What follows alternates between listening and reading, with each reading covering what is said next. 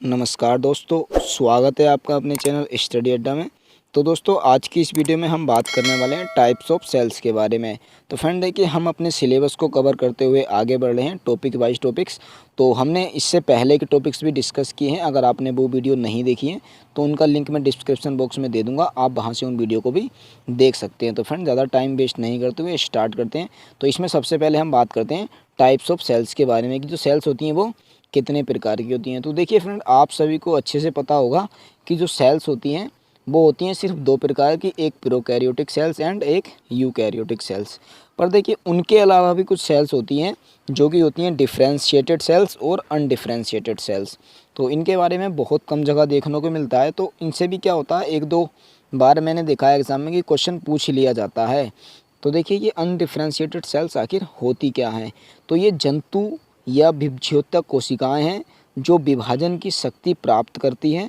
जैसे कि उदाहरण लेंगे हम, पौधों में शीर्षस्थ, पार्श्व और अंतर्वृष्ट में विभज्योतकी सेल्स, स्टेट्स, जर्मिनेटाइवम, जनन पेशी स्तर, अस्थि मज्जा व युग्मनज आदि में अनडिफरेंशिएटेड सेल्स पाई जाती हैं। तो ठीक है ना, इसमें सिंपल क्वेश्चन इस तरह का पूछा गया था कि अस्थि मज्जा में किस प्रकार की सेल्स पाई जाती हैं। ऑप्शन दिए थे यहाँ पर undifferentiated cells, differentiated cells, both या इनमें से कोई नहीं। तो फ्रेंड, इस तरह का अगर क्वेश्चन दे देता है तब आपने यहाँ पर लिखना है अनडिफरेंशिएटेड सेल्स। तो ठीक है फ्रेंड, सेकंड टाइप आता है इसका डिफरेंशिएटेड सेल्स, कि डिफरेंशिएटेड सेल्स कौन कौन सी होती हैं।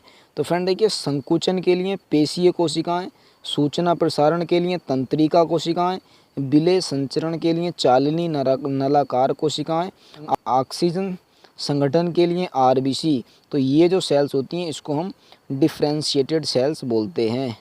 ठीक है ना, पेशीय संकुचन के लिए जो सेल्स होती हैं, सूचना प्रसारण के लिए जो तंत्रिका सेल होती है, और विलय संचरण के लिए जो चालिनी नलाकार कोशिकाएं होती हैं, और ऑक्सीजन संगठन के लिए जो आरबीसी होती हैं, उनको हम क्या बोलते हैं, डिफरेंशिएटेड सेल्स। ठीक है ना। और एक टाइप की सेल्स और आती हैं जिनको बोलते हैं हम डी डिफरेंशिएटेड सेल्स। ठीक है ना, डी डिफरेंशिएटेड सेल्स ये होती हैं कि ये घावों को भरने के लिए, जंतुओं में पुनरुद्भवन, पौधों में पार्श्व वृद्धि के लिए महत्वपूर्ण होती हैं। कि देखिए, बहुत सारे जंतुओं में घाव हो जाते हैं तो उनको भरने के लिए पुनरुद्भवन होता है, तो वहाँ पर ये सेल्स पाई जाती हैं।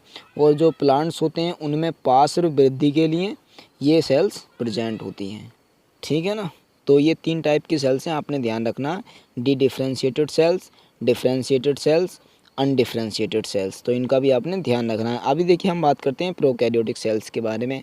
तो फ्रेंड, प्रोकैरियोटिक सेल्स आखिर होती क्या है। तो देखिए, आप लोगों ने बीएससी किया होगा, इंटर किया होगा बायो से, ठीक है ना, उसमें आपने प्रोकैरियोटिक सेल्स के बारे में बहुत अच्छे से पढ़ा होगा। तो हम ज़्यादा अच्छे से इसमें नहीं डिस्कस करेंगे, सिर्फ जो इंपॉर्टेंट क्वेश्चन है उसके बारे में डिस्कस करेंगे। तो सिंपल भाषा में देखिए, प्रोकैरियोटिक सेल्स वो होती हैं जिनमें केंद्रक की कमी होती है, यानी कि असंगठित केंद्रक होता है। ठीक है ना। एग्जाम्पल आते हैं इसके, जीवाणु, साइनोबैक्टीरिया, नीले हरे शैवाल, माइकोप्लाज्मा, पीपीएलओ, क्लेमाइडी, रिकेट्स, स्पाइरोकीटा। इनमें क्या है, ये क्या है, सारे के सारे प्रोकैरियोटिक सेल्स वाले जंतु हैं। ठीक है ना। तो आपने इनका ध्यान रखना है। और देखिए, अभी क्वेश्चन आता है कि प्रोकैरियोटिक सेल्स बड़ी होती हैं या फिर यूकैरियोटिक सेल्स बड़ी होती हैं। तो ये क्या लिखा है, prokaryotic cells are smaller than eukaryotics. ठीक है, यानी कि जो प्रोकैरियोटिक सेल्स होती हैं वह स्मॉलर होती हैं यूकैरियोटिक सेल्स से। ठीक है। बाकी नेक्स्ट पॉइंट आता है कि ग्राम स्टैनिंग की खोज किसने की थी। तो फ्रेंड, ग्राम स्टैनिंग की जो खोज की थी वो की थी क्रिश्चियन ग्राम ने। ठीक है ना, किसने की थी, क्रिश्चियन ग्राम ने 1884 में। ठीक है। अभी हम बात कर लेते हैं ग्राम पॉजिटिव बैक्टीरिया।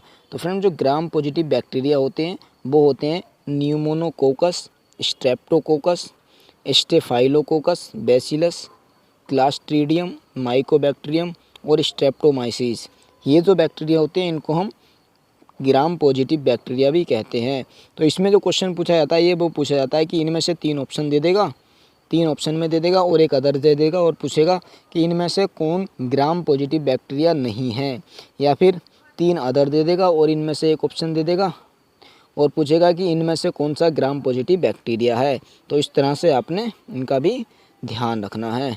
ठीक है, तो नेक्स्ट पॉइंट आता है हमारा कि ग्राम निगेटिव बैक्टीरिया। तो ग्राम निगेटिव बैक्टीरिया कौन से होते हैं? Salmonella, pseudomonas, escherichia, haemophilus, helicobacter, vibrio, rhizobium. ये जो बैक्टीरिया होते हैं ये होते हैं ग्राम निगेटिव बैक्टीरिया। तो इसमें भी इसी तरह का क्वेश्चन पूछा जाएगा जैसा कि ग्राम पॉजिटिव बैक्टीरिया का क्वेश्चन पूछा जाता है। ठीक है ना। बाकी तो फ्रेंड देखिए, इनमें एक तरह का और क्वेश्चन पूछा जाता है, जो ग्राम निगेटिव बैक्टीरिया होते हैं इनमें डीएनए और आरएनए का जो अनुपात होता है वो होता है 1:1, जबकि ग्राम पॉजिटिव बैक्टीरिया में ये जो अनुपात होता है वो होता है 1:8। ठीक है ना, 1:8। और जबकि ग्राम निगेटिव बैक्टीरिया में 1:1 होता है डीएनए और आरएनए का अनुपात। ठीक है, नेक्स्ट पॉइंट आता है हमारा the term prokaryotes and eukaryotes was given by, यानी कि जो शब्द प्रोकैरियोट्स एंड यूकैरियोटिक है ये किसी ने दिया था? तो फ्रेंड ये दिया था डोचर्टी ने। ठीक है ना, किसी ने दिया था? डोचर्टी ने। आपने इसका ध्यान रखना है। ठीक है, नेक्स्ट पॉइंट आता है देखिए यूकैरियोटिक सेल्स के बारे में। अब हम बात कर लेते हैं यूकैरियोटिक सेल्स के बारे में। तो फ्रेंड देखिए, प्रोकैरियोटिक और यूकैरियोटिक के बारे में हमने सिर्फ एक सिंपल पढ़ा, बाकी इनके क्वेश्चन हम आगे पढ़ेंगे कि किस तरह के क्वेश्चन पूछे जाते हैं प्रोकैरियोट्स एंड यूकैरियोट से।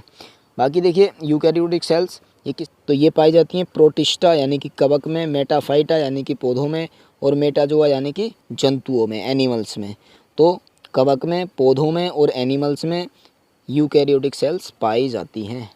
ठीक है ना। अभी हम बात कर लेते हैं कि जो सेल मेम्ब्रेन का फ्लूइड मोज़ेक मॉडल है ये किसने दिया था? तो फ्रेंड ये दिया था सिंगर व निकोलसन ने 1972 में। तो दो साइंटिस्ट थे, सिंगर व निकोलसन, इन्होंने सेल मेम्ब्रेन का फ्लूइड मोज़ेक मॉडल दिया था।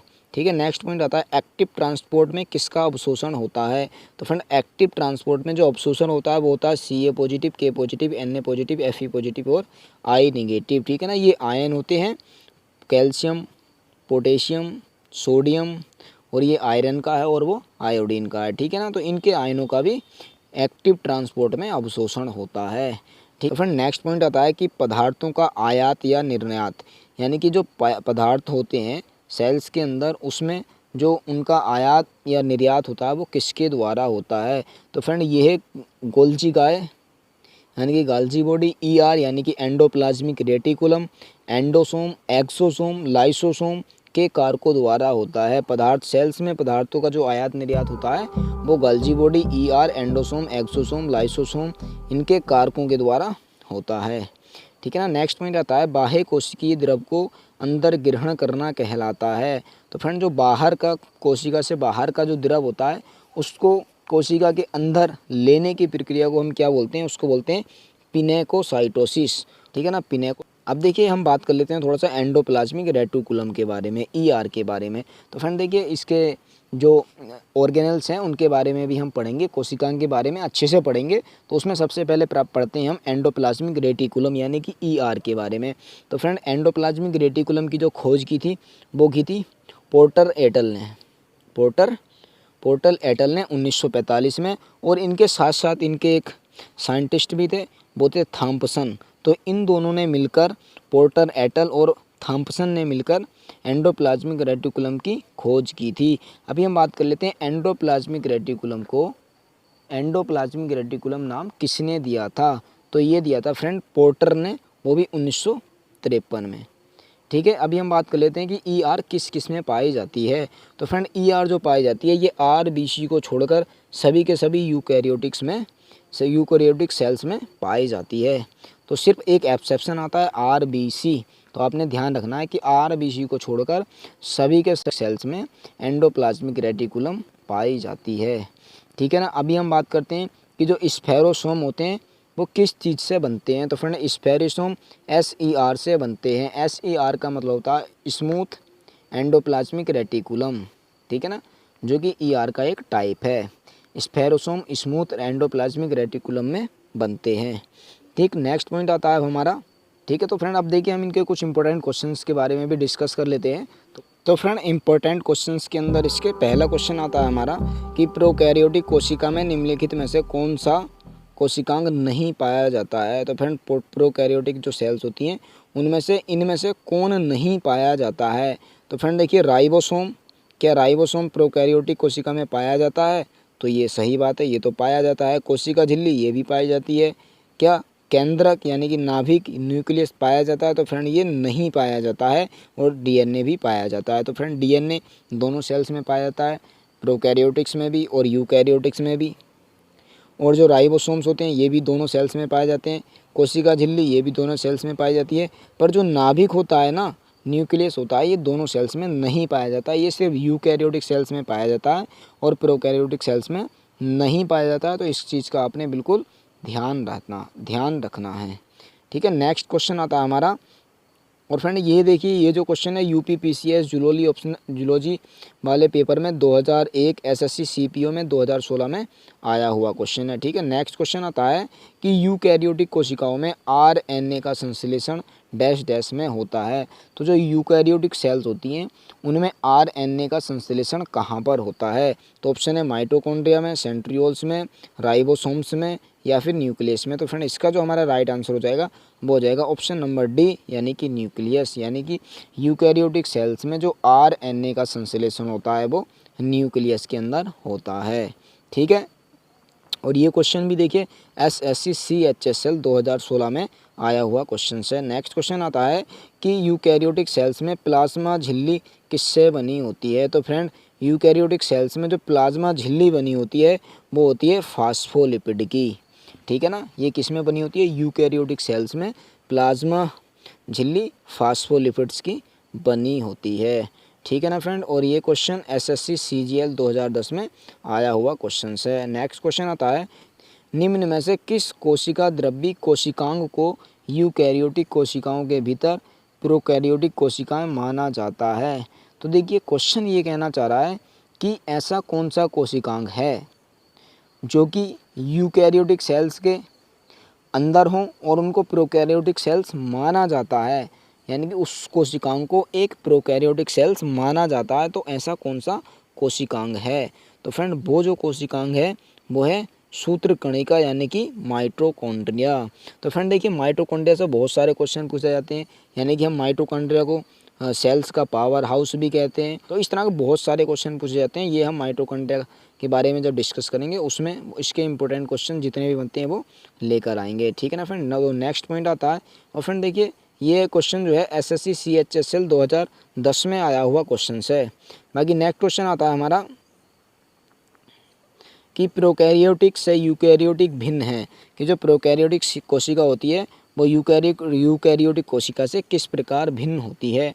तो फ्रेंड देखिए प्रोकैरियोटिक कोशिका में जो झिल्ली होती है उसकी अनुपस्थिति होती है, यानी कि अस्पष्ट झिल्ली की अनुपस्थिति होती है। और क्रोमोसोम्स तो पाए जाते हैं और फ्लैजिला 9+2 ये भी पाया जाता है, डीएनए प्रोटीन से जुड़ा होता है, ये भी उसमें होता है, परंतु अस्पष्ट झिल्ली की अनुपस्थिति होती है।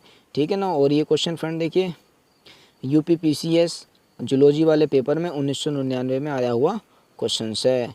नेक्स्ट क्वेश्चन है कि ज्ञात सबसे छोटा प्रोकैरियोटिक जीव है। तो फ्रेंड सबसे छोटा जो प्रोकैरियोटिक जीव है वो कौन सा है? तो फ्रेंड सबसे छोटा जो प्रोकैरियोटिक जीव है वो है माइकोप्लाज्मा। ठीक है ना, माइकोप्लाज्मा सबसे छोटा प्रोकैरियोटिक जीव है। और फ्रेंड ये क्वेश्चन जो है एसएससी CHSL 2014 के अंदर आया हुआ क्वेश्चन है।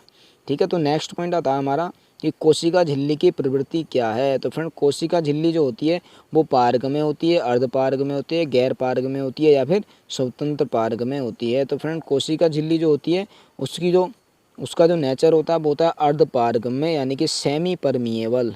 ठीक है ना, कैसा होता है? Semi permeable. तो इसका आपने ध्यान रखना है। नेक्स्ट पॉइंट आता है हमारा, और फ्रेंड ये भी क्वेश्चन देखिए एसएससी CPO 2017 में आया हुआ क्वेश्चन है। नेक्स्ट क्वेश्चन है कि निम्नलिखित में से कौन सी कोशिका अंगक वनस्पति तथा जंतु कोशिका दोनों में उपस्थित होती है?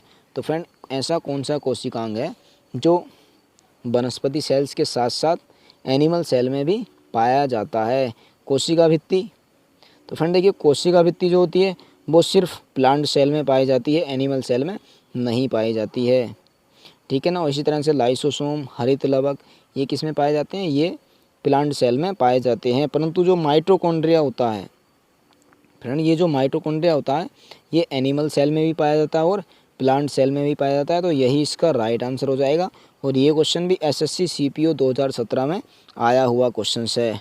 ठीक है, नेक्स्ट क्वेश्चन आता है कि निम्नलिखित में से कौन सी कोशिकांग केवल पादप कोशिका में स्थित होती है। तो फ्रेंड हमने बताना है कि इनमें से कौन सा कोशिकांग ऐसा है जो सिर्फ प्लांट सेल में पाया जाता है, एनिमल सेल में नहीं पाया जाता है। तो फ्रेंड देखिए, लाइसोसोम ये एनिमल सेल और प्लांट सेल दोनों में पाया जाता है। प्लास्टिड क्या होते हैं, ये सिर्फ प्लांट सेल में पाए जाते हैं, एनिमल सेल में नहीं पाए जाते हैं। देखिए प्लास्टिड का काम क्या होता है, उसको कलर प्रदान करना होता है। ठीक है, जैसे कि आपने देखा भी होगा कि जो प्लांट्स होते हैं उनमें फ्लावर आते हैं, तो फ्लावर का रंग किस वजह से रंग बिरंगा होता है, तो वो सिर्फ प्लास्टिड की वजह से ही होता है। ठीक है ना, तो उनमें प्लास्टिड पाए जाते हैं और ये सब प्लांट सेल में पाए जाते हैं। कोशिका झिल्ली देखिए दोनों में पाई जाती है, माइटोकॉन्ड्रिया भी दोनों में पाए जाते हैं। तो इसका ऑप्शन नंबर 20 बिल्कुल राइट आंसर हो जाएगा। ठीक है, और फ्रेंड देखिए ये जो क्वेश्चन है एसएससी सीपीओ 2017 में आया हुआ क्वेश्चन है। तो ठीक है फ्रेंड, ये रहा हमारा आज का क्वेश्चन। तो फ्रेंड देखिए इस तरह के जो इंपॉर्टेंट क्वेश्चन हैं बनते हैं सेल से, तो उन क्वेश्चन को भी हमने इस वीडियो में डिस्कस किया है। तो फ्रेंड ये वीडियो आपको कैसी लगी कमेंट बॉक्स में ज़रूर बताइएगा। अगर फ्रेंड ये वीडियो आपको अच्छी लगी हो तो वीडियो को लाइक कीजिएगा, और अगर आप चैनल पर न्यू हो तो हमारे इस चैनल को सब्सक्राइब कीजिएगा, और पास में जो बेल आइकन है उसको ज़रूर दबा दीजिएगा। उससे होगा ये, जैसे ही मैं कोई भी वीडियो अपलोड करूँगा तो नोटिफिकेशन आपको सबसे पहले प्राप्त होगा। तो फ्रेंड अगर वीडियो अच्छी लगी हो तो अपने दोस्तों को शेयर ज़रूर कीजिएगा। तो ठीक है फ्रेंड, मिलते हैं बहुत ही ज़्यादा अपनी नेक्स्ट वीडियो में। तब तक के लिए best of luck and thanks for watching this video.